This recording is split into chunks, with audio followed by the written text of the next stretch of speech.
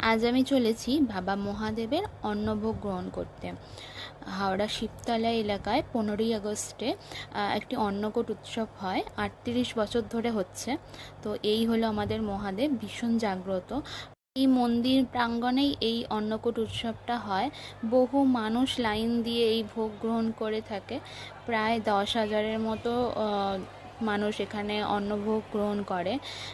তো অনেক কিছু এখানে পদ রান্না হয়, শুক্তো, বেগুনি, তরকারি, ডাল, পায়েস, অমৃতি।